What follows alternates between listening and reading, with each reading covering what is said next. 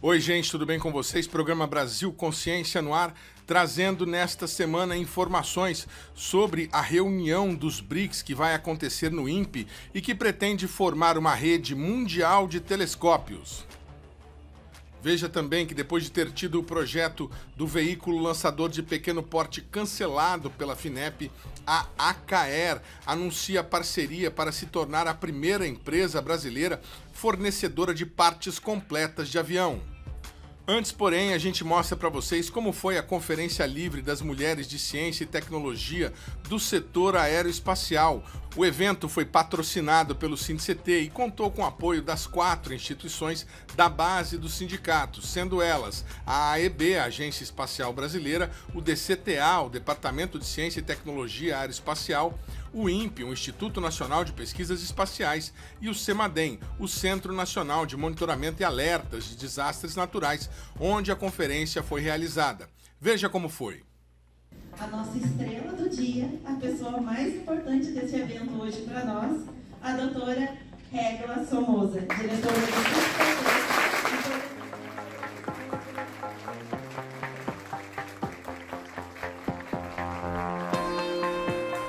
É com imensa honra e profunda emoção que, na qualidade de coordenadora da comissão organizadora, dou as boas-vindas.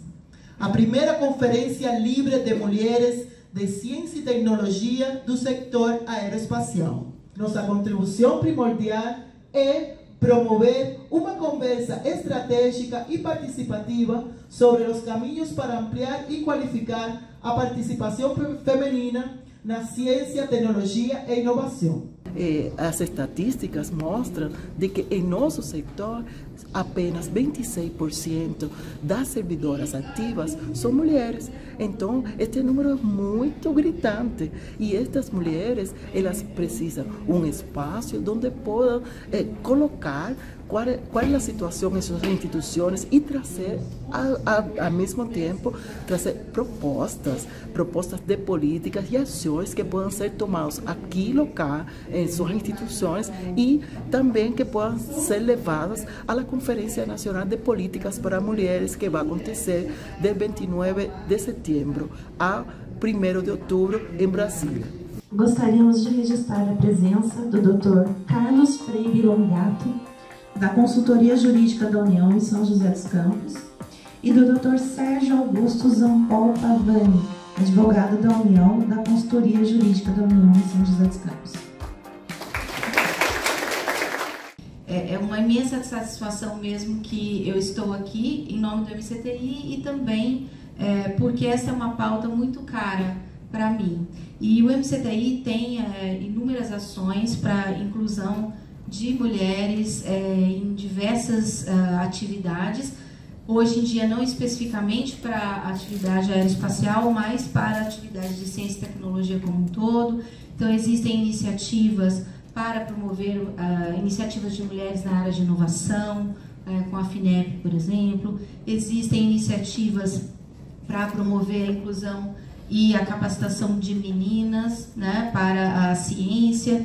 E nós temos uma ministra, né, o que é bastante significativo para nós e bastante representativo também. Luciana Franca Rosa Freitas, representando o diretor do Departamento de Ciência e Tecnologia Aeroespacial, Tenente Brigadeiro Carlos Augusto Fonseca Neubert. Agradeço muito o convite de poder estar participando da conferência junto com pessoas e instituições que prezam tanto pelo desenvolvimento do espaço aéreo brasileiro.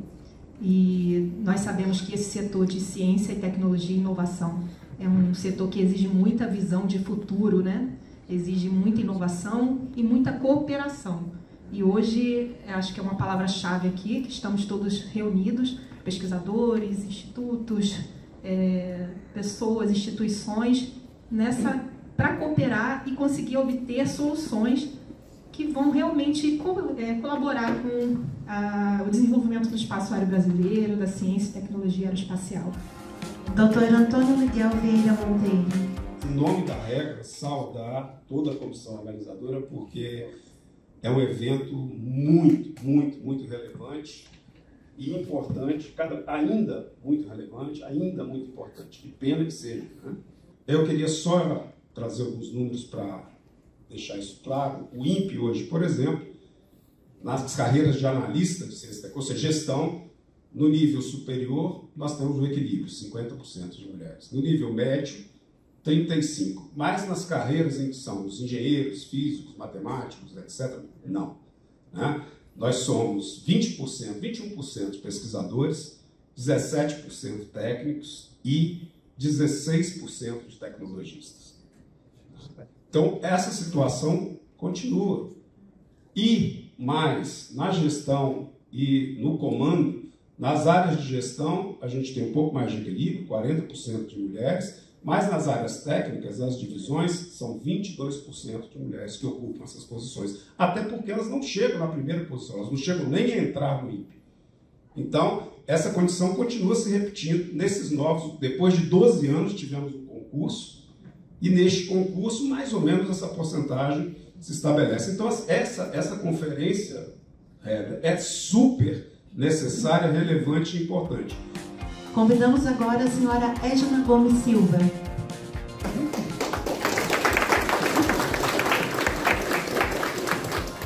É inspirador ver tantas vozes se unindo para construir um futuro mais justo e igualitário. Vivemos em um país marcado por profundas desigualdades, sobretudo para as mulheres, e nesta oportunidade quero desafiar a todas nós, todos os presentes aqui, a incentivar e investir para que as mulheres, sobretudo as mulheres negras, ocupem mais espaços nas áreas da ciência, da tecnologia, porque certamente a nossa presença nesse campo traz novas perspectivas, experiências e soluções que beneficiam a sociedade como um todo. Doutora Regina Célia dos Santos Alvalade. Mulheres e meninas são mais impactadas por desastres do que os homens. Claro que crianças e idosos também, crianças e idosos incorporam meninos e homens, mas mulheres e meninas são muito impactadas. Esse é um tema que é inclusive abordado pela ONU, pela Organização das Nações Unidas. Toda a gestão, todos os marcos que trabalham, que tratam de redução de riscos de desastres, traz essa temática como muito importante, e é nesse escopo que o CEMADEM também tem trabalhado para olhar essa questão de gênero e de raça no contexto de desastre. Então, infelizmente, não é só gênero, raça também não é impactado mais nos desastres. E a gente, então, tem investido aqui, né? Nós temos duas frentes, nós trabalhamos no programa CEMADEM Educação abordando esta temática. Tem uma outra iniciativa que é liderada por uma outra unidade de pesquisas do Ministério, que é o Centro de Tecnologias do Nordeste, o CETENE, que tem todo um projeto, um mega programa muito bom e já bastante funcionando muito bem, que é o Mulheres Futuras Cientistas, com foco só em mulheres. O CEMADEM é o hub aqui na região sudeste deste projeto. Tem outras instituições do MCTI que participam, que contribuem ao CETENE nessa iniciativa. A Viviana está ali, eu acho que o CEMADEM já fez 3 ou 4, já absorveu 4 grupos aqui no centro. Os resultados têm sido bastante excelentes dessa iniciativa. Então, olhamos não só a questão de gênero e de raça aqui no nosso centro, temos uma comissão, que inclusive a Regla é a coordenadora deste GT que temos aqui no centro, mas também trabalhamos no contexto de mulheres, no escopo da temática que é o foco da missão do nosso centro. Senhor Fernando Moraes. Eu queria deixar uma coisa clara a respeito do assunto mulher. Vai ser um pouco polêmico ou talvez confuso, eu só perguntaria o seguinte: neste mundo de hoje, quantas mulheres estão conduzindo guerras pelo mundo afora? Alguém saberia dizer pelo menos uma? Nenhuma, gente. E eu sempre disse o seguinte: quer acabar com guerra? Põe mulher no comando desses países. Sabe por quê? Porque na guerra, o homem manda o filho para ser herói. Não, ele vai para a guerra, ele vai ser um herói. E a mulher fala: ai, meu filho, vai para a guerra, vai matar o filho de outra mãe. É isso, gente. É a sensibilidade, é aquilo que tem dentro da mulher que o homem não tem. Tá? Para ele ter tudo isso, primeiro ele tem que dar à luz umas 3 ou 4 vezes, e aí ele conseguiria ter um mínimo de sensibilidade para tudo isso. Então, o comando teria que ser da mulher. E tentar fazer uma conferência, investir numa conferência para mulheres.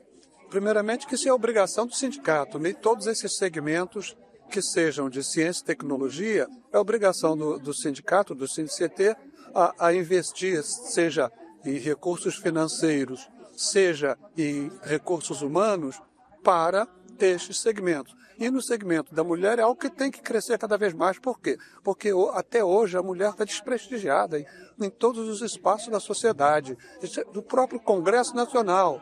A diferença do percentual entre homens e mulheres é muito grande. E a nossa luta é a igualdade. O CNCT, com esse tema, procura investir mais nessa divulgação. O sindicato trabalha nas suas fileiras, nas suas lutas, na promoção da diversidade? Sim, nós alteramos o nosso estatuto recentemente e criamos mais uma diretoria, a Diretoria da Diversidade, que na próxima eleição já vai ser eleita a pessoa que vai ocupar esse cargo. Atualmente designamos uma diretora para continuar nesse cargo, nessa atividade. Não no cargo, mas na atividade.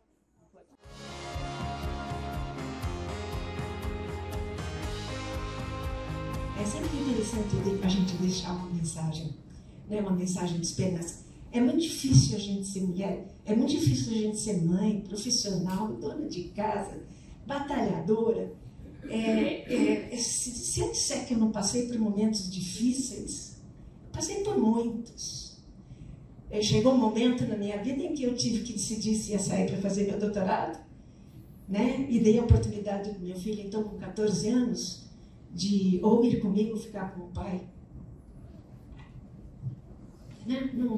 Não se impõe um filho a seguir a mãe ou o pai. O filho teve a chance de decidir, teve a chance de dizer por que teve aquela decisão. E eu acho que hoje ele entende melhor também a minha decisão de continuar a perseguir o meu sonho de carreira. Doutora Thelma, como é que é, depois de tantos relevantes serviços prestados ao país e ao mundo, participar de uma conferência na qual a senhora está inspirando mulheres a seguir carreiras como a da senhora? Eu acho extremamente importante, né, dentro dessa trajetória, eu 74 anos hoje, é mostrar como é que foi a minha trajetória desde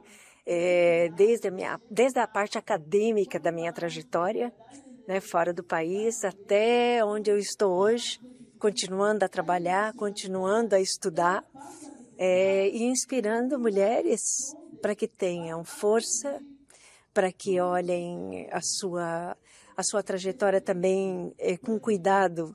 O que eu quero dizer com isso? Com isso eu quero dizer, pensar bem com quem você estabelece a sua parceria, para que ele ou ela, né, possa entender que você tem seus sonhos de acadêmicos, sonhos profissionais, que a maternidade não seja um impedimento para que você persiga esses sonhos, não é? E que, na verdade, é através disso que a gente eu não gosto da palavra se impor, é que a gente mostra a nossa resiliência, a nossa perseverança e assim conquistando os espaços que a gente tem direito de conquistar, todas nós e todos nós.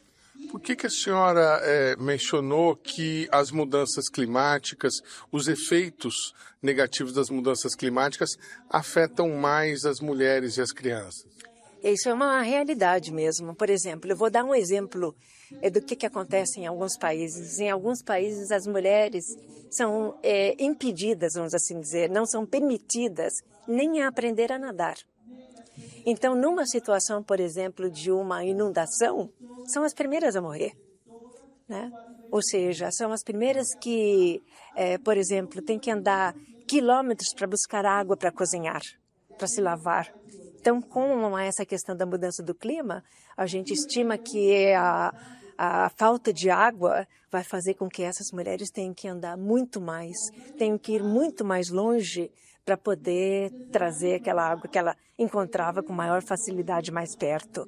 Então, as mulheres são extremamente afetadas. E parece que existe uma insensibilidade, assim, geral, sobre a condição que a gente está passando no mundo hoje. Então, quando a gente fala mudança do clima, emergência climática, existe, é real, é realíssimo e vai ficar cada vez pior.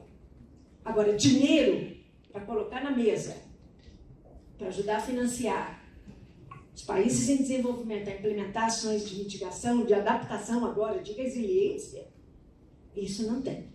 Agora, dinheiro para defesa, para guerra, aí tem. Então, o mundo hoje é um mundo muito injusto, mas eu vejo em tudo barreiras e oportunidades. Então, eu gostaria de sair daqui com uma mensagem de otimismo. Que a gente olhe sempre as coisas como oportunidades para a gente crescer. Oportunidades para a gente superar. Eu acho que nós hoje estamos passando de um momento que a gente tem que superar todo dia. Todo dia. Uma coisa nova. E parece incrível que não vai ter fim. Mas vai ter. De um jeito ou de outro vai ter. Então eu queria deixar aqui uma mensagem de otimismo. É uma reunião, é uma conferência para as mulheres, mas eu estou incluindo vocês, homens que estão aqui, dentro desse pacote tão lindo, tá? Dentro desse pacote de esperança, de que essas barreiras vocês vão ajudar as mulheres a superar e aprender muito com elas também. Porque todos estamos aqui mutuamente superando as dificuldades e perseguindo as oportunidades.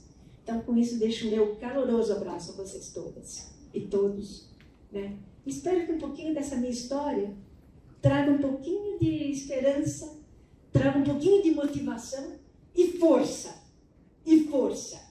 para entender que todos nós temos direito a ter o nosso lugar nesse planeta. Que vocês vão encontrar, vão ter e já estão tendo. Um grande abraço, um grande beijo para vocês todos.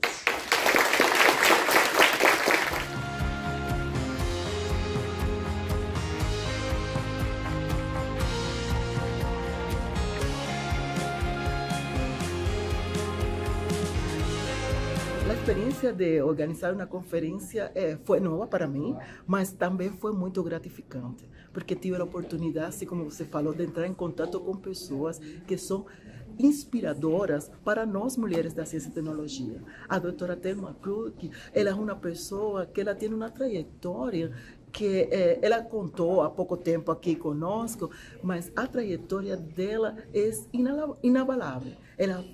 Ela representa a mulher cientista que é firme, que vai em frente, que ela conseguiu levar em conjunto a família, de levar a parte como profissional em frente. Hoje, ela está representando o Brasil em uma instituição de renome internacional. Então, qualquer uma menina ou jovem que está entrando no serviço público consegue ver a Thelma como uma pessoa de inspiração, como uma fonte e um foco que deve chegar lá na frente. Este gráfico que traigo rápidamente, ele representa a distribuição dos homens e mulheres em los institutos, en todo el poder público federal, para las carreras de ciencia y tecnología, que son las carreras que estamos falando. As carreras de ciencia y tecnología que son as que son representadas en nuestro sindicato. Esto es en todo el poder público, en todo el poder ejecutivo, donde aquí están también representadas las mujeres del Ministerio de la Salud, están representadas las mujeres do MMA, do Ministério do Meio Ambiente e outros ministérios que também têm mulheres. Esse número, quando nós olhamos só para as mulheres do Ministério de Ciência e Tecnologia, diminui bastante. No Ministério de Ciência e Tecnologia, nos ICT, apenas 26% das pessoas que são servidoras ativas são mulheres. Então, este gráfico aqui já vai trazer a interseccionalidade. Não só estamos falando das mulheres, estamos falando das mulheres e das pessoas negras. São dois sistemas de opressão que estamos interseccionalizando aqui nesse gráfico, onde apenas 38% das mulheres do Poder Executivo Federal, 38% das pessoas do Poder Executivo Federal que estão ativas, dos servidores, são mulheres. E apenas 17% são pessoas negras. E aqui deixo finalmente a mesma reflexão do princípio. Levem essa reflexão para casa e para as atividades da tarde e vamos ver como podemos quebrar as barreiras e conquistar a fronteira que nos deixa em este lugar de discriminação. E como não gosto de terminar com uma palavra difícil, gente, vamos trabalhar e vamos fazer nosso melhor em esta conferência. Muito obrigada.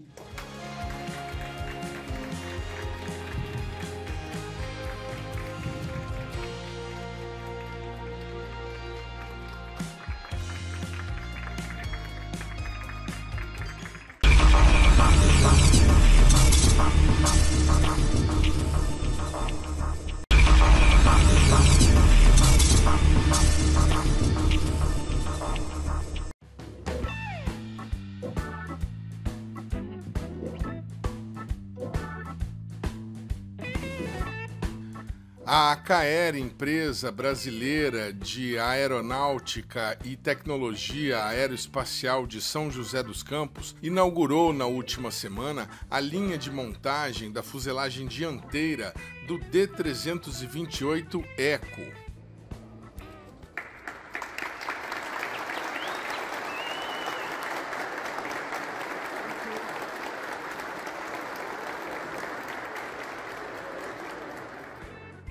A aeronave é um desenvolvimento da empresa alemã Deutsche Aircraft e deverá entrar em operação no mercado global no quarto trimestre de 2027.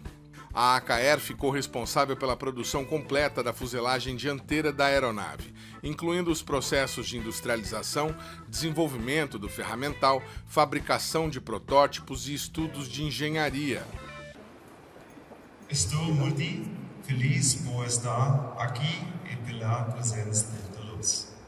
Esse evento é milestone muito importante para o programa representa presença estratégica como a ACAER presente.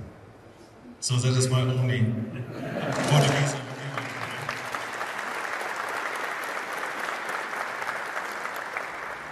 O projeto é um passo considerado importante pela empresa brasileira que pretende se consolidar no cenário mundial como uma fornecedora de Tier 1.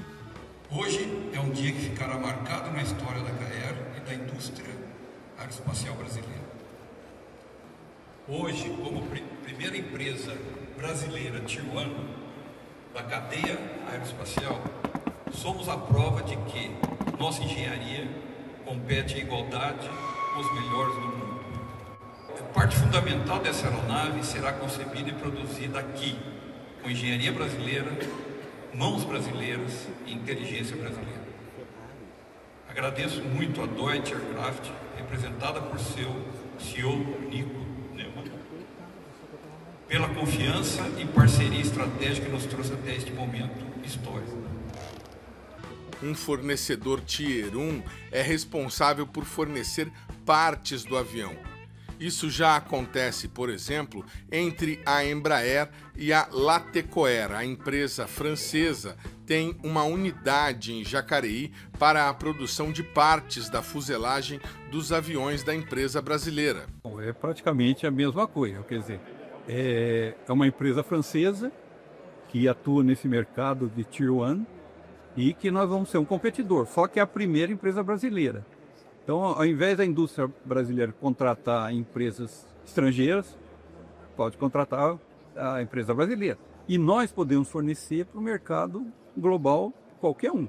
Quer dizer, nós seríamos um competidor da Latipware. Que interessante. E quando o senhor diz isso, que abre a porta para um mercado global, o senhor está querendo dizer que a linha de produção estará preparada para produzir outras partes para outras aeronaves, caso a AKE consiga prospectar novos clientes? Ela, além de prospectar, já tem bons contratos. Nós temos um contrato com Portugal para fabricar a estrutura do avião completa, né? E temos um avião americano também, que é o Windrunner, onde nós vamos construir a cabine onde os pilotos ficam. É o maior avião do mundo, americano. Então, isso, logicamente, abre para a gente um potencial de mercado muito grande. Né?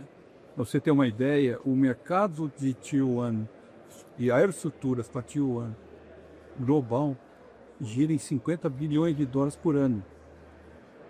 Então, se a gente conseguir conquistar 1%, nós estamos falando de 500 milhões de dólares por ano. Hoje nós temos a terceira maior indústria aeronáutica, que é a Embraer, OEMs. E não temos nenhuma empresa Tier 1, o que é um contrassenso, né? Por que nós temos a melhor indústria, uma das melhores indústrias, e não temos a Tier 1? Então a nossa proposta é atingir esse outro mercado. A Embraer atua no mercado de operação.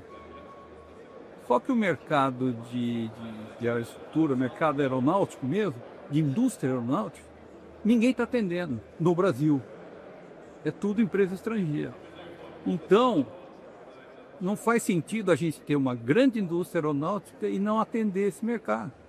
Então, nós temos um grande mercado para frente. Agora, cada projeto é uma linha diferente, tá? Essa aqui é uma linha, serve só para esse projeto, né?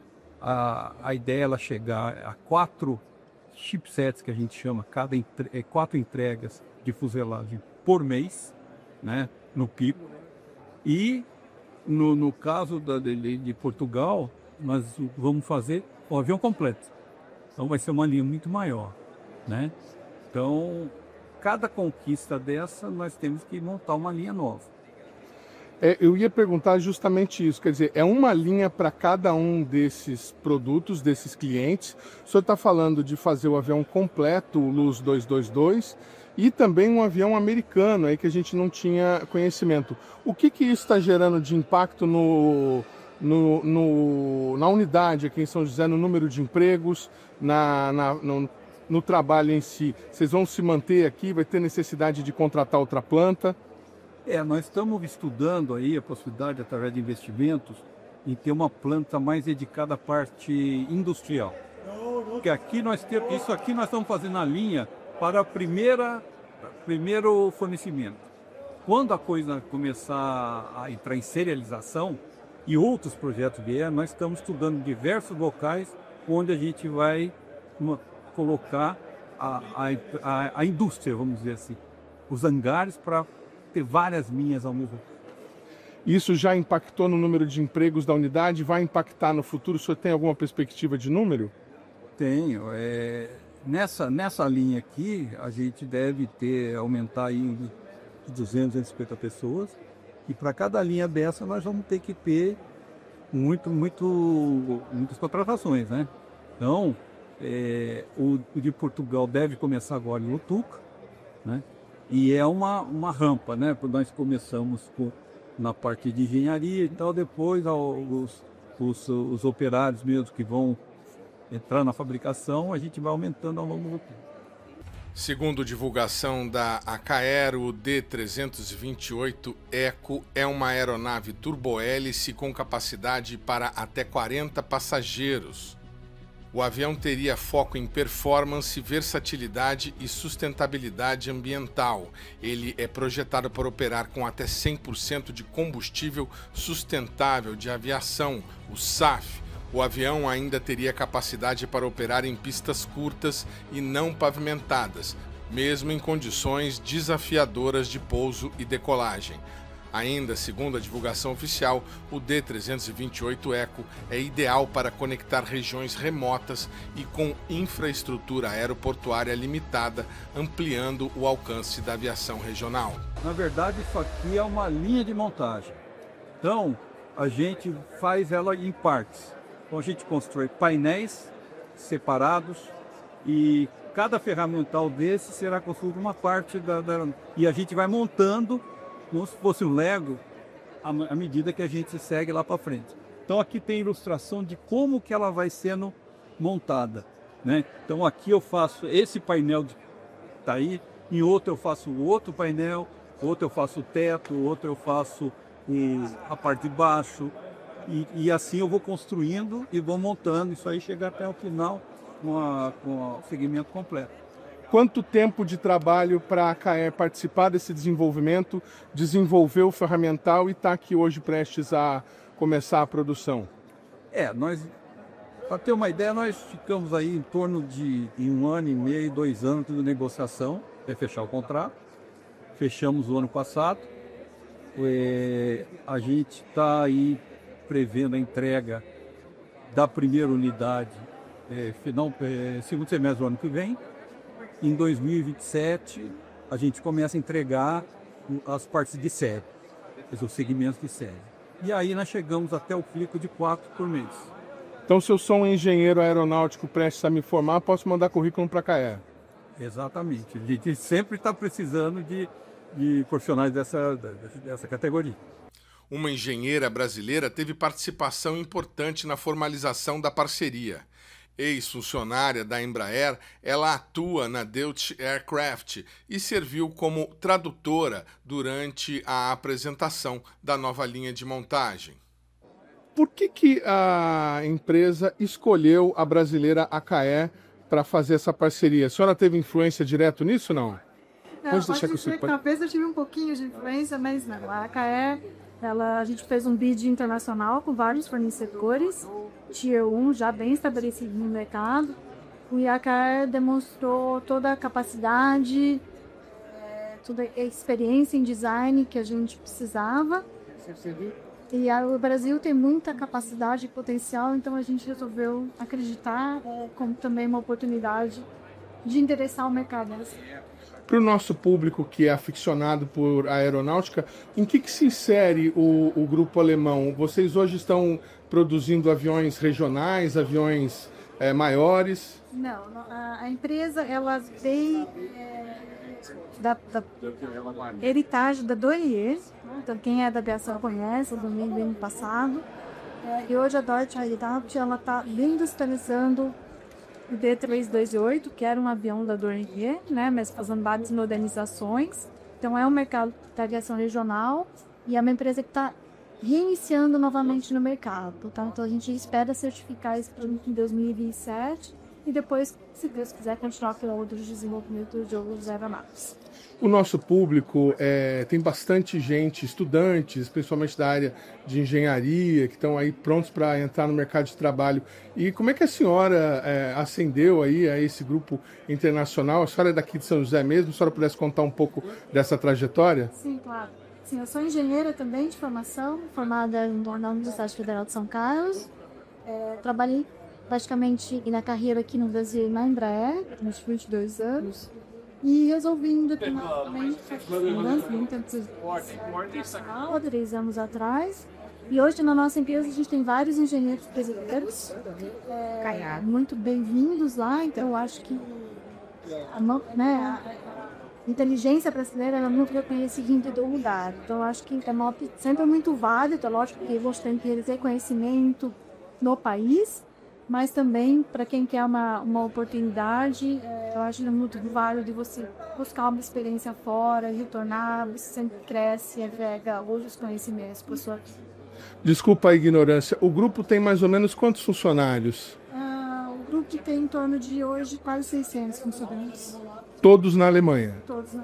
Sim, nós temos nosso headquarters, né, nosso escritório principal na região de Munique, na linha de Munique, e nós estamos construindo a nossa fábrica de montagem final em Leipzig, que é no leste europeu.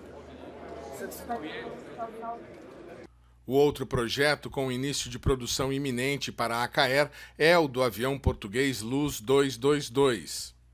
Como é que foi essa negociação? Quanto tempo vocês levaram para integrar esse projeto e quando que deve sair a primeira aeronave de solo brasileiro? Esse projeto iniciou alguns anos atrás, participamos de um bid da mesma forma como o Deutsche.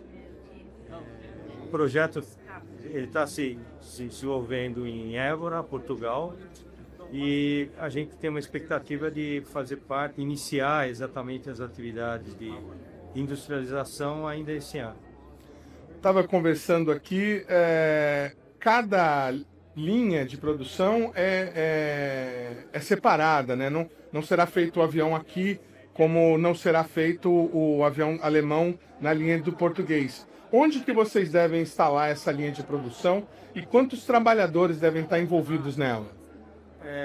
Essa linha de produção ela deve ser feita no Brasil inicialmente e obviamente à medida que os programas têm sucesso é possível se aproximar das linhas de longevidade. Mas a princípio deve ser feito no Brasil.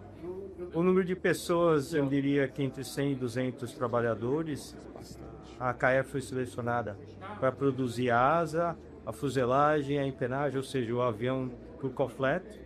E foi uma decisão importante e estratégica, como apresentado aqui hoje, esses 33 anos, se tornar um efetivo player no mercado.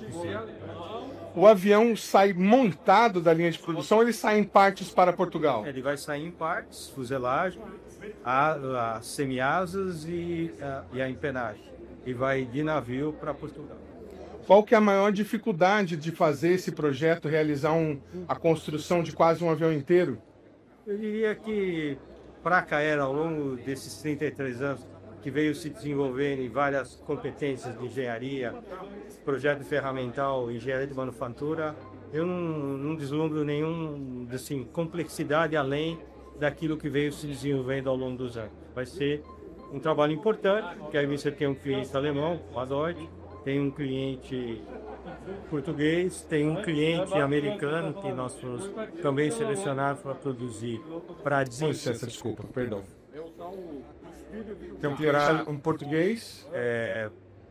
Importante, temos um cliente alemão, também fomos selecionados para fazer parte do projeto da Raytheon, um projeto americano do avião transporte de base eólica bastante significativo, ou seja, nós estamos nesse mercado aí para atender vários clientes de forma bastante competitiva. Para o nosso telespectador aficionado, que avião é esse, o Luz 222? Ele é um turbohélice capaz de transportar quantas pessoas? Ele é um turbohélice, 19 passageiros, não pressurizado, para atender um segmento importante de transporte de passageiros e de carga também. Seria aviação regional? Seria também aviação regional, uma classe inferior do ponto de vista de número de passageiros em relação a... E qual seria a capacidade de carga da aeronave? 2 toneladas. 2 toneladas no total? No total. O Brasil Consciência tentou obter durante o evento um posicionamento oficial da empresa sobre o cancelamento do projeto do VLPP que a ACAER mantinha, mas fomos informados via assessoria de imprensa que ninguém comentaria o assunto. O programa Brasil Consciência vai para um rápido intervalo e, na sequência, você fica por dentro do encontro dos BRICS que será realizado no INPE e que deverá formar uma rede mundial de telescópios. É um instante só, não saia daí.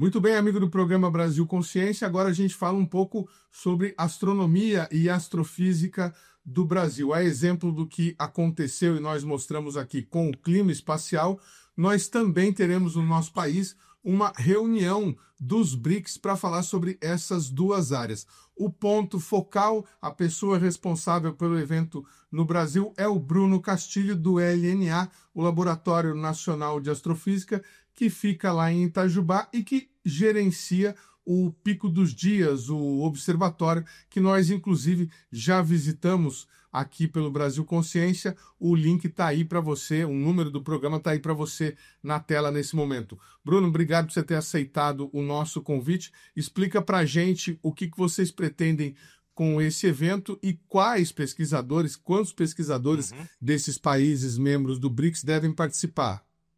Ok, boa tarde, irmão. Eu que agradeço o convite. Boa tarde aos ouvintes e web ouvintes do programa.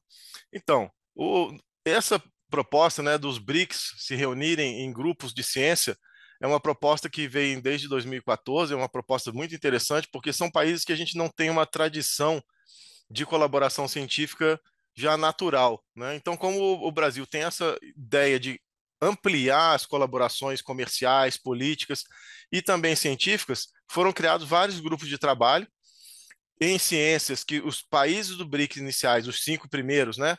Agora o BRICS está abrindo, né, as suas portas para mais países, mas os 5 países principais consideraram áreas estratégicas e criaram um grupo de trabalho. E uma dessas áreas estratégicas que foi identificada foi a astronomia, né? Tanto Brasil, Rússia, Índia, China e África do Sul têm astronomia em alta conta e criaram um grupo de trabalho de astronomia e a gente vem se reunindo desde 2015.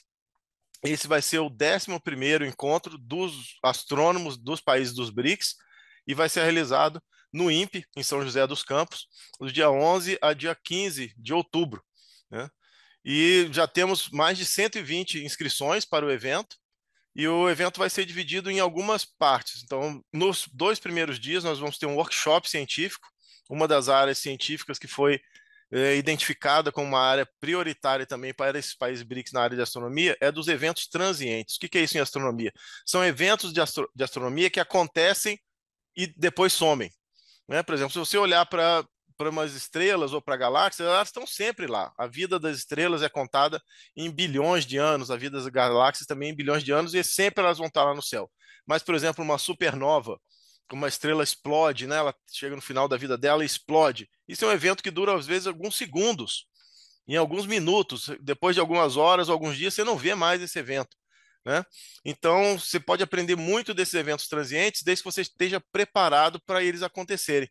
Então, esse grupo de trabalho do BRICS vai se reunir, né, no dia 11 e 12 para discutir as estratégias para pegar esses eventos transientes. E como os países BRICS estão distribuídos ao redor do mundo, se você tem um evento desse e todo mundo está preparado, você pode observar ele de qualquer lugar do mundo, né? Você tem telescópios no Brasil, telescópios na Rússia, na China, na Índia, então você cobre bem o planeta Terra. Então, nesses 2 primeiros dias vão ser discutidos esses eventos transientes. No 3º dia, os pontos focais, né? Cada país, como eu, né, aqui no Brasil, que sou o representante indicado pelo Ministério, tem outros representantes também, e a gente vai se reunir daí para traçar estratégias de financiamento, estratégia de como a gente pode fazer programas em conjunto, usando, né, verba de todos os países. Daí é uma estratégia mais de alto nível de como os países podem se integrar melhor na ciência. E vão ter outros eventos paralelos também, mais para jovens estudantes, para o pessoal que está na faculdade, como, por exemplo, um hackathon de software ligado à astronomia, né, que vai ser liderado por pessoas que entendem de software de astronomia. Estamos programando também um encontro sobre divulgação de ciência nos países BRICS, e é aberto a qualquer pessoa da área de astronomia, né, de estudante, ou que se interesse por isso, e que pode fazer a inscrição, né, no site do evento no INPE. As inscrições ainda estão abertas, já temos mais de 120 pesquisadores inscritos, e logo no site também vão estar mais informações sobre esses eventos paralelos, que interessam mais, talvez, aos jovens estudantes e pesquisadores. Muito bacana. Eu estava para te perguntar isso, se a participação seria restrita a pesquisadores de institutos brasileiros e dos países participantes, mas você já me matou aí a pergunta. Há possibilidade de participação? Qual que é o site para a pessoa se inscrever? Tá, o site é www.gov.br/INPE. impe.br/pt-eventos/BAWG-workshop, né? E se você procurar também por BRICS Astronomy Workshop, vai aparecer também para você, né? E então é principalmente voltado aos trabalhos que os astrônomos do BRICS vêm realizando nessa última década, mas é aberto a pessoas de qualquer outro país e também a pesquisadores brasileiros de outras áreas também é aberto. Muito bem, essa parceria dos países integrantes dos BRICS, não sei se sobre a rúbrica dos BRICS, mas país a país, já acontecia de uma maneira bastante interessante. Quando nós estivemos no LNA, nós mostramos para vocês o laboratório russo, o telescópio russo que foi instalado no LNA para detectar lixo espacial. Vamos dar uma olhadinha rápida em como que funciona. Natália é uma pesquisadora russa da Universidade de São Petersburgo que trabalha na colaboração entre Brasil e Rússia para a identificação de lixo espacial. Além de colaborar com a pesquisa, ela serve como interlocutora entre a equipe do país dela e os pesquisadores brasileiros, e foi escolhida justamente por conta de sua relação com o país. E como foi que a senhora aprendeu português? Porque eu já tinha muita colaboração com o Observatório Nacional do Brasil, que fica no Rio de Janeiro, e trabalhei lá desde 94, com idas e voltas para a Rússia, e estava estudando português. Mas... Aí aproveitou esse conhecimento do português para vir aqui trabalhar nessa colaboração. Sim, claro, porque é realmente muito importante falar português, obviamente. Assinado em 2016, o acordo com a Agência Espacial Russa, a Roscosmos, estabeleceu a instalação de um conjunto de telescópios no Observatório Pico dos Dias. O interesse russo pela parceria com o Brasil pode ser explicado pela localização. Eles precisavam de um parceiro no Hemisfério Sul para mapear os objetos nos dois hemisférios, e o Brasil entrou no acordo para fazer parte do esforço mundial no sentido de fazer uma faxina no espaço ao redor da Terra. Porque esse problema já está muito grave, lixo espacial, nós temos muitos detritos, já aconteceram colisões entre satélites vivos que geram ainda mais detritos, e o problema já estava muito grave. E muito bom essa colaboração, foi um acordo intergovernamental entre o governo do Brasil e o governo da Rússia, e muito importante que nós podemos monitorar durante muito tempo, durante praticamente 24 horas, porque nós temos equipamento parecido na Rússia, na parte leste da Rússia, parte da Sibéria, e colocar aqui no hemisfério oeste, no Brasil, foi muito importante. Então, quando as observações estavam acabando na Rússia, aqui começa a noite e podemos fazer observações aqui.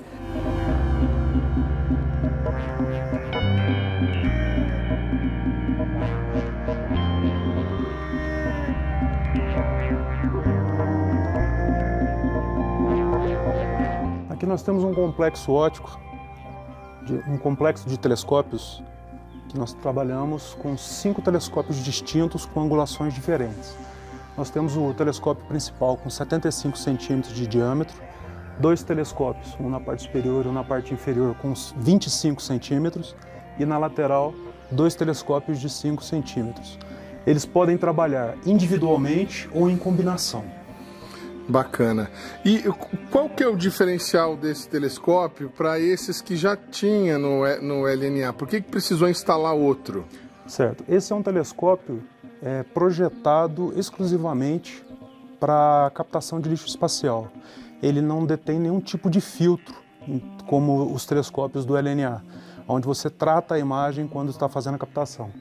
Esse telescópio ele trabalha com a imagem pura, limpa. Da mesma forma que ele capta a luz, ele transmite para o nosso sistema para que você possa detectar lixo espacial. Deixa eu só rotacionar ele para que ele não bata na cúpula.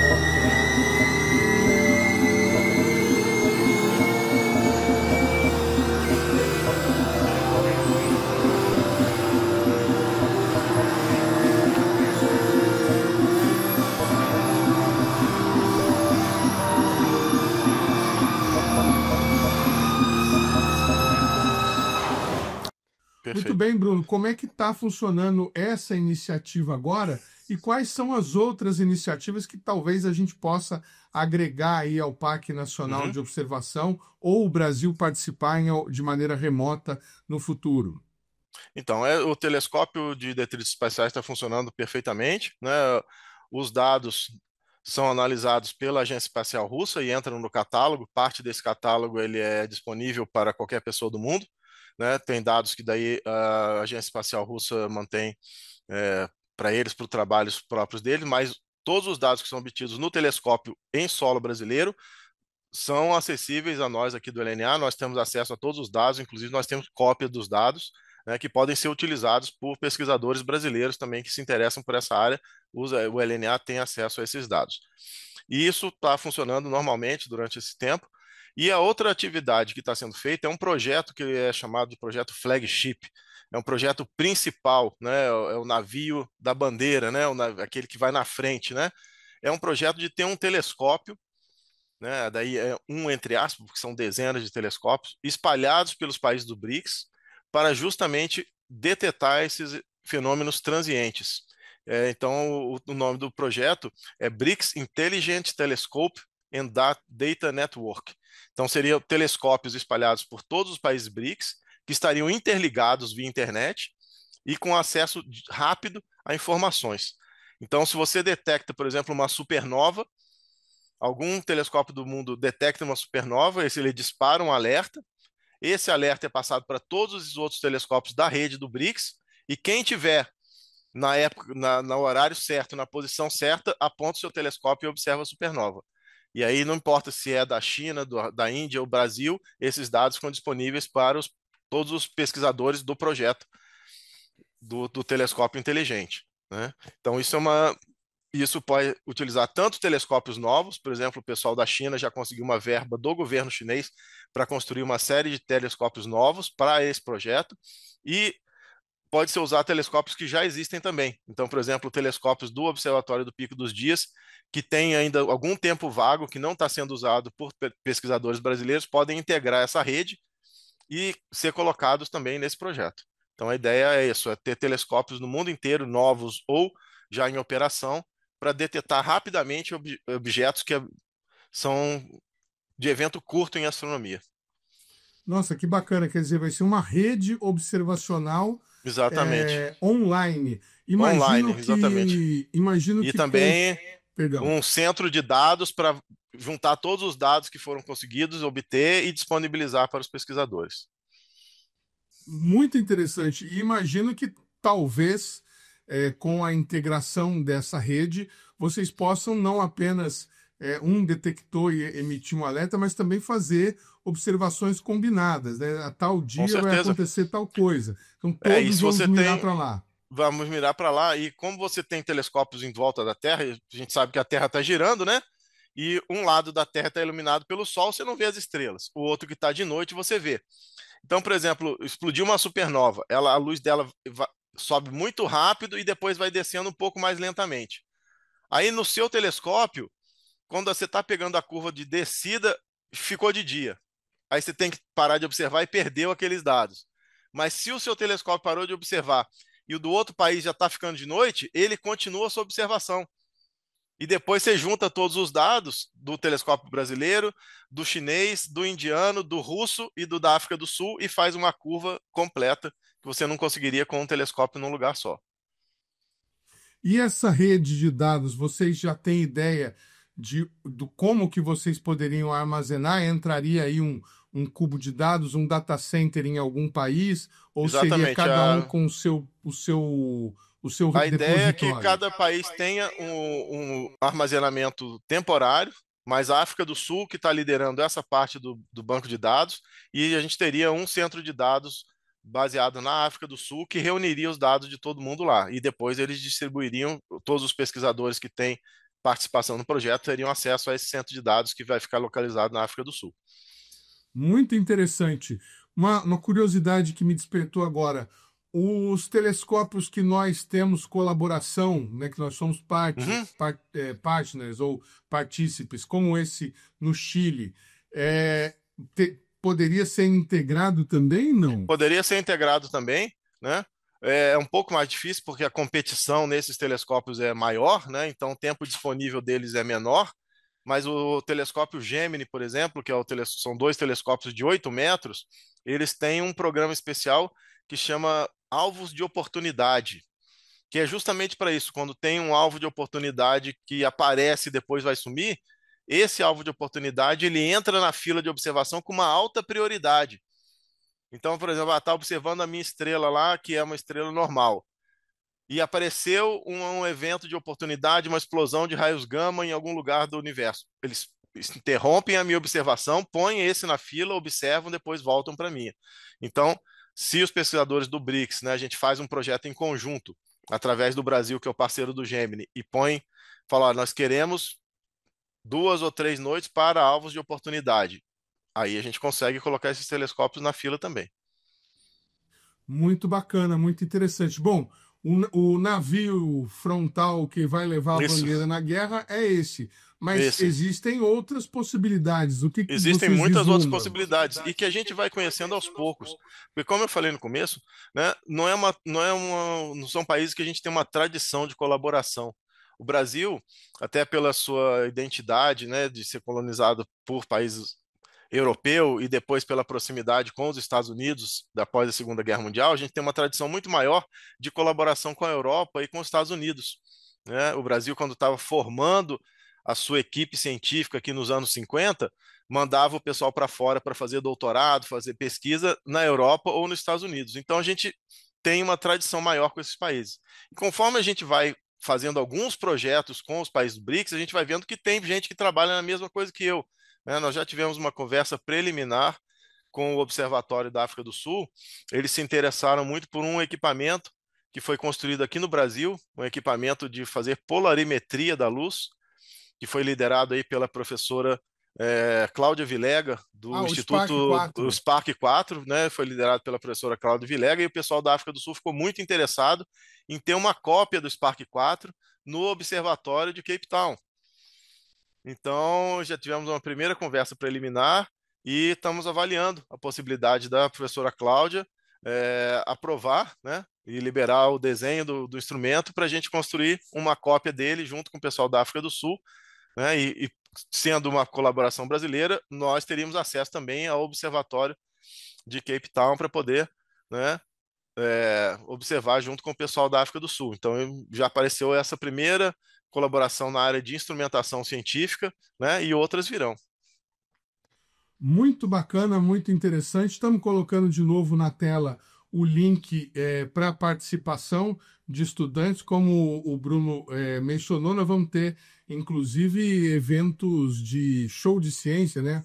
Um workshop, hackathon e diversos outros. Uma coisa que também vai ter um treinamento em observatório virtual, né?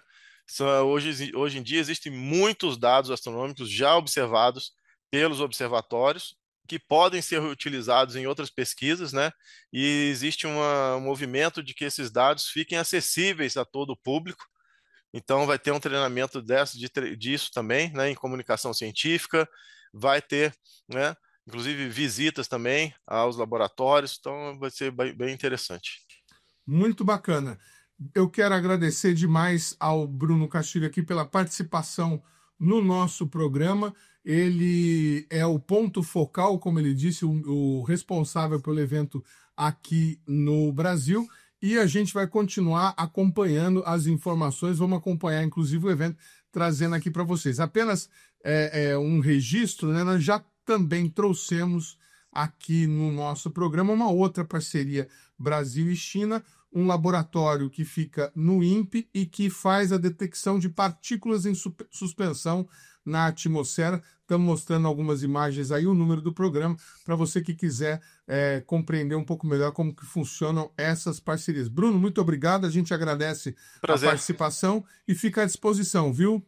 Ok, um abraço a você, a todos os ouvintes do programa, e vamos continuar nossas pesquisas e ampliando nossas colaborações científicas. O programa Brasil Consciência de hoje vai ficando por aqui.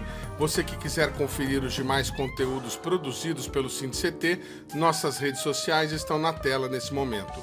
Dúvidas, críticas, sugestões, nosso e-mail é sempre o caminho para o contato com o nosso programa.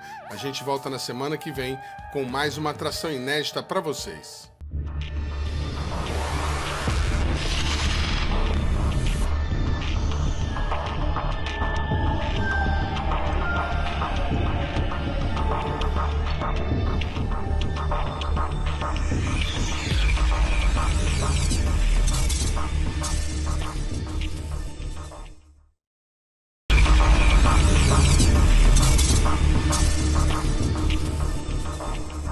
Muito bem, amigo do programa Brasil Consciência. Agora a gente fala um pouco sobre astronomia e astrofísica do Brasil. A exemplo do que aconteceu e nós mostramos aqui com o clima espacial, nós também teremos no nosso país uma reunião dos BRICS para falar sobre essas duas áreas. O ponto focal, a pessoa responsável pelo evento no Brasil é o Bruno Castilho, do LNA, o Laboratório Nacional de Astrofísica, que fica lá em Itajubá e que gerencia o Pico dos Dias, o observatório, que nós, inclusive, já visitamos aqui pelo Brasil Consciência. O link está aí para você, o número do programa está aí para você na tela nesse momento. Bruno, obrigado por você ter aceitado o nosso convite. Explica para a gente o que vocês pretendem com esse evento e quais pesquisadores, quantos pesquisadores desses países membros do BRICS devem participar.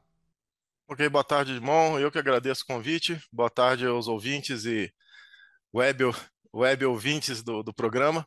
Então, essa proposta, né, dos BRICS se reunirem em grupos de ciência é uma proposta que vem desde 2014, é uma proposta muito interessante, porque são países que a gente não tem uma tradição de colaboração científica já natural, né? Então, como o Brasil tem essa ideia de ampliar as colaborações comerciais, políticas e também científicas, foram criados vários grupos de trabalho em ciências que os países do BRICS iniciais, os 5 primeiros, né? Agora o BRICS está abrindo, né, as suas portas para mais países, mas os 5 países principais consideraram áreas estratégicas e criaram grupos de trabalho. E uma dessas áreas estratégicas que foi identificada foi a astronomia, né? Tanto Brasil, Rússia, Índia, China e África do Sul têm astronomia em alta conta e criaram um grupo de trabalho de astronomia e a gente vem se reunindo desde 2015. Esse vai ser o 11º encontro dos astrônomos dos países dos BRICS e vai ser realizado no INPE, em São José dos Campos, do dia 11 a dia 15 de outubro, né? E já temos mais de 120 inscrições para o evento, e o evento vai ser dividido em algumas partes. Então, nos 2 primeiros dias, nós vamos ter um workshop científico. Uma das áreas científicas que foi identificada como uma área prioritária também para esses países BRICS na área de astronomia é dos eventos transientes. O que é isso em astronomia? São eventos de astronomia que acontecem e depois somem, né? Por exemplo, se você olhar para umas estrelas ou para galáxias, elas estão sempre lá. A vida das estrelas é contada em bilhões de anos, a vida das galáxias também em bilhões de anos, e sempre elas vão estar lá no céu. Mas, por exemplo, uma supernova, uma estrela explode, né? Ela chega no final da vida dela e explode. Isso é um evento que dura, às vezes, alguns segundos, em alguns minutos. Depois de algumas horas ou alguns dias, você não vê mais esse evento, né? Então, você pode aprender muito desses eventos transientes desde que você esteja preparado para eles acontecerem. Então, esse grupo de trabalho do BRICS vai se reunir, né, no dia 11 e 12 para discutir as estratégias para pegar esses eventos transientes. E como os países BRICS estão distribuídos ao redor do mundo, se você tem um evento desse e todo mundo está preparado, você pode observar ele de qualquer lugar do mundo, né? Você tem telescópios no Brasil, telescópios na Rússia, na China, na Índia, então você cobre bem o planeta Terra. Então, nesses 2 primeiros dias vão ser discutidos esses eventos transientes. No 3º dia, os pontos focais, né? Cada país, como eu, né, aqui no Brasil, que sou o representante indicado pelo Ministério, tem outros representantes também, e a gente vai se reunir daí para traçar estratégias de financiamento, estratégia de como a gente pode fazer programas em conjunto, usando, né, verba de todos os países. Daí é uma estratégia mais de alto nível de como os países podem se integrar melhor na ciência. E vão ter outros eventos paralelos também, mais para jovens estudantes, para o pessoal que está na faculdade, como, por exemplo, um hackathon de software ligado à astronomia, né, que vai ser liderado por pessoas que entendem de software de astronomia. Estamos programando também um encontro sobre divulgação de ciência, nos países BRICS e é aberto a qualquer pessoa da área de astronomia, né, de estudante ou que se interesse por isso e que pode fazer a inscrição, né, no site do evento no INPE. As inscrições ainda estão abertas, já temos mais de 120 pesquisadores inscritos e logo no site também vão estar mais informações sobre esses eventos paralelos que interessam mais talvez aos jovens estudantes e pesquisadores. Muito bacana. Eu estava para te perguntar isso, se a participação seria restrita a pesquisadores de institutos brasileiros e dos países participantes, mas você já me matou aí a pergunta. Há possibilidade de participação? Qual que é o site para a pessoa se inscrever? Tá, o site é www.gov.br/inpe/pt-BAWG-workshop, né? E se você procurar também por BRICS Astronomy Workshop, vai aparecer também para você, né? E então é principalmente voltado aos trabalhos que os astrônomos do BRICS vêm realizando nessa última década, mas é aberto a pessoas de qualquer outro país e também a pesquisadores brasileiros de outras áreas também é aberto. Muito bem. Essa parceria dos países integrantes dos BRICS, não sei se sobre a rúbrica dos BRICS, mas país a país, já acontecia de uma maneira bastante interessante. Quando nós estivemos no LNA, nós mostramos para vocês o laboratório russo, o telescópio russo que foi instalado no LNA para detectar lixo espacial. Vamos dar uma olhadinha rápida em como que funciona. Natália é uma pesquisadora russa da Universidade de São Petersburgo que trabalha na colaboração entre Brasil e Rússia para a identificação de lixo espacial. Além de colaborar com a pesquisa, ela serve como interlocutora entre a equipe do país dela e os pesquisadores brasileiros, e foi escolhida justamente por conta de sua relação com o país. E como foi que a senhora aprendeu português? Porque eu já tinha muita colaboração com o Observatório Nacional do Brasil, que fica no Rio de Janeiro, e trabalhei lá desde 94, com idas e voltas para a Rússia, e estava estudando português. Mas... Aí aproveitou esse conhecimento do português para vir aqui trabalhar nessa colaboração. Sim, claro, porque é realmente muito importante falar português, obviamente. Assinado em 2016, o acordo com a agência espacial russa, a Roscosmos, estabeleceu a instalação de um conjunto de telescópios no Observatório Pico dos Dias. O interesse russo pela parceria com o Brasil pode ser explicado pela localização. Eles precisavam de um parceiro no hemisfério sul para mapear os objetos nos dois hemisférios, e o Brasil entrou no acordo para fazer parte do esforço mundial no sentido de fazer uma faxina no espaço ao redor da Terra. Porque esse problema já está muito grave, lixo espacial, nós temos muitos detritos, já aconteceram colisões entre satélites vivos que geram ainda mais detritos, e o problema já estava muito grave. E muito bom essa colaboração, foi um acordo intergovernamental entre o governo do Brasil e o governo da Rússia, e muito importante que nós podemos monitorar durante muito tempo, durante praticamente 24 horas, porque nós temos equipamento oferecido na Rússia, na parte leste da Rússia, parte da Sibéria, e colocar aqui no hemisfério oeste, no Brasil, foi muito importante. Então, quando as observações estão acabando na Rússia, aqui começa a noite e podemos fazer observações aqui.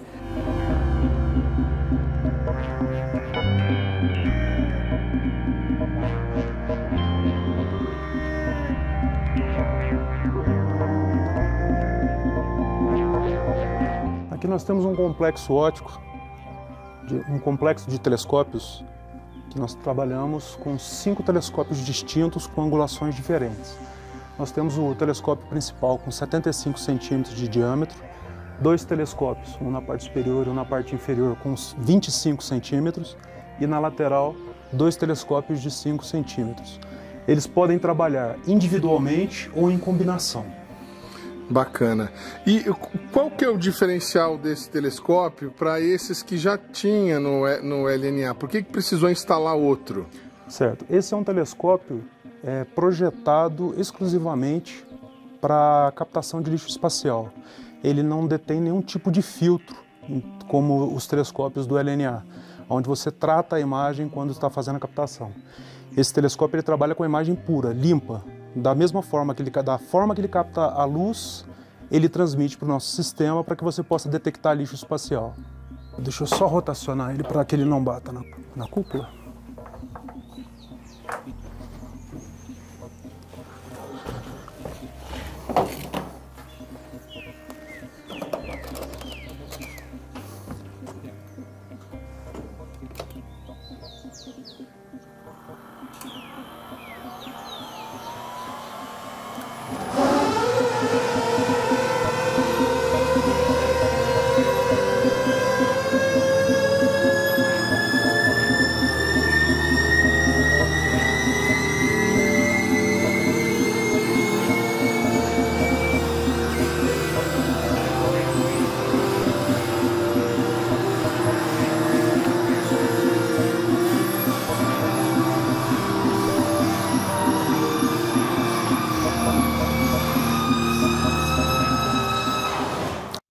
Muito bem, Bruno. Como é que está funcionando essa iniciativa agora e quais são as outras iniciativas que talvez a gente possa agregar aí ao Parque Nacional de Observação ou o Brasil participar de maneira remota no futuro?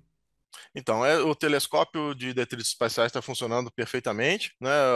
Os dados são analisados pela Agência Espacial Russa e entram no catálogo. Parte desse catálogo ele é disponível para qualquer pessoa do mundo, né? Tem dados que daí a Agência Espacial Russa mantém para eles, para os trabalhos próprios deles, mas todos os dados que são obtidos no telescópio em solo brasileiro são acessíveis a nós aqui do LNA. Nós temos acesso a todos os dados, inclusive nós temos cópia dos dados, né, que podem ser utilizados por pesquisadores brasileiros também que se interessam por essa área. O LNA tem acesso a esses dados. E isso está funcionando normalmente durante esse tempo. E a outra atividade que está sendo feita é um projeto que é chamado de projeto Flagship. É um projeto principal, né? É o navio da bandeira, né? Aquele que vai na frente, né? É um projeto de ter um telescópio, né? Daí é um entre aspas, porque são dezenas de telescópios espalhados pelos países do BRICS para justamente detectar esses fenômenos transientes. Então, o nome do projeto é BRICS Intelligent Telescope and Data Network. Então, seriam telescópios espalhados por todos os países BRICS, que estariam interligados via internet e com acesso rápido a informações. Então, se você detecta, por exemplo, uma supernova, algum telescópio do mundo detecta uma supernova, ele dispara um alerta, esse alerta é passado para todos os outros telescópios da rede do BRICS, e quem tiver na época, no horário certo, na posição certa, aponta o seu telescópio e observa a supernova.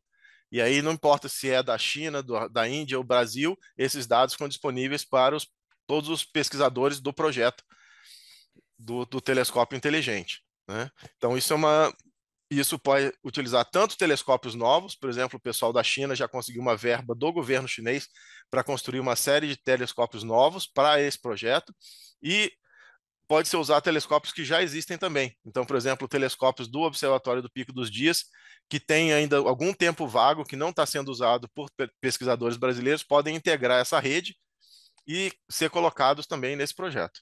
Então, a ideia é isso, é ter telescópios no mundo inteiro, novos ou já em operação, para detectar rapidamente objetos que são de evento curto em astronomia. Nossa, que bacana, quer dizer, vai ser uma rede observacional online. Imagino que também um centro de dados para juntar todos os dados que foram conseguidos obter e disponibilizar para os pesquisadores. Muito interessante. E imagino que talvez com a integração dessa rede vocês possam não apenas um detector e emitir um alerta, mas também fazer observações combinadas, né? A tal dia vai acontecer tal coisa. Então todos vamos mirar para lá. Vamos mirar para lá, e como você tem telescópios em volta da Terra, a gente sabe que a Terra está girando, né? e um lado da Terra está iluminado pelo Sol, você não vê as estrelas. O outro que está de noite, você vê. Então, por exemplo, explodiu uma supernova, a luz dela sobe muito rápido e depois vai descendo um pouco mais lentamente. Aí no seu telescópio, quando você está pegando a curva de descida, ficou de dia. Aí você tem que parar de observar e perdeu aqueles dados. Mas se o seu telescópio parou de observar e o do outro país já está ficando de noite, ele continua a sua observação.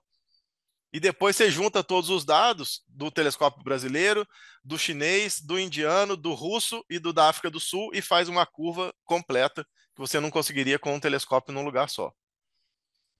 E essa rede de dados, vocês já têm ideia do como que vocês poderiam armazenar? Entraria aí um cubo de dados, um data center em algum país? Ou Exatamente, seria cada um com o seu A ideia é que repositório? cada país tenha um armazenamento temporário, mas a África do Sul que está liderando essa parte do banco de dados, e a gente teria um centro de dados baseado na África do Sul que reuniria os dados de todo mundo lá. E depois eles distribuiriam, todos os pesquisadores que têm participação no projeto teriam acesso a esse centro de dados que vai ficar localizado na África do Sul. Muito interessante. Uma curiosidade que me despertou agora. Os telescópios que nós temos colaboração, né, que nós somos partners ou partícipes, como esse no Chile, poderia ser integrado também, não? Poderia ser integrado também, né?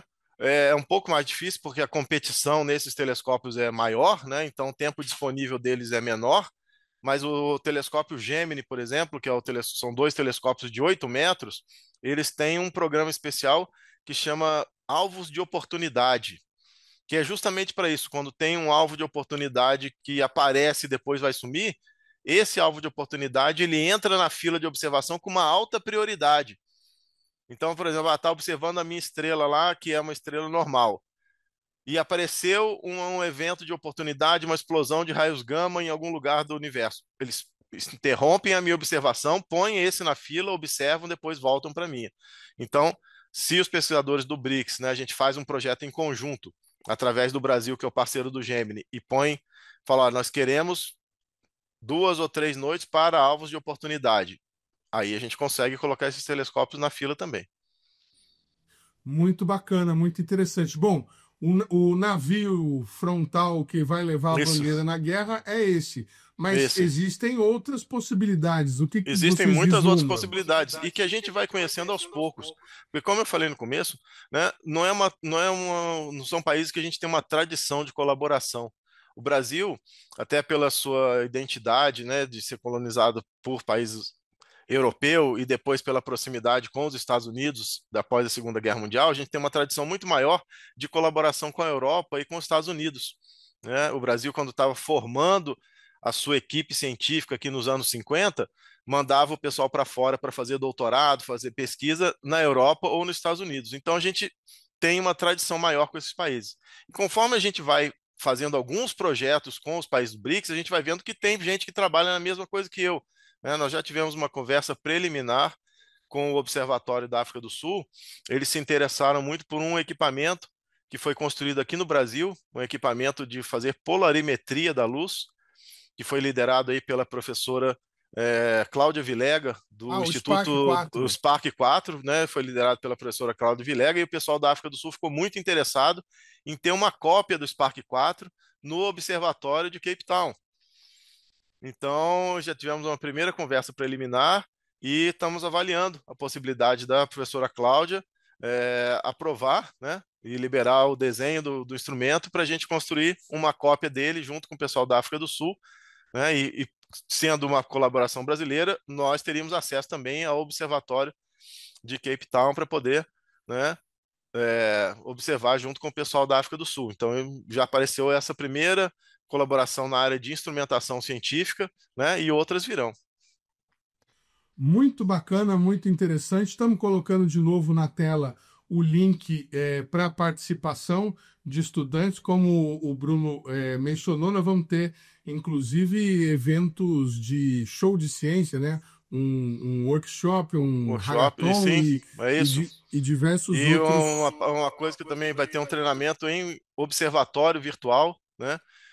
Hoje em dia existem muitos dados astronômicos já observados pelos observatórios que podem ser utilizados em outras pesquisas, né?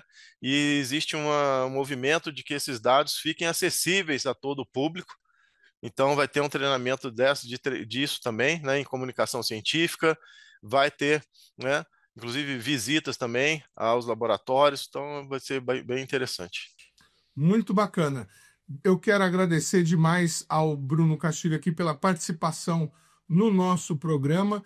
Ele é o ponto focal, como ele disse, o responsável pelo evento aqui no Brasil.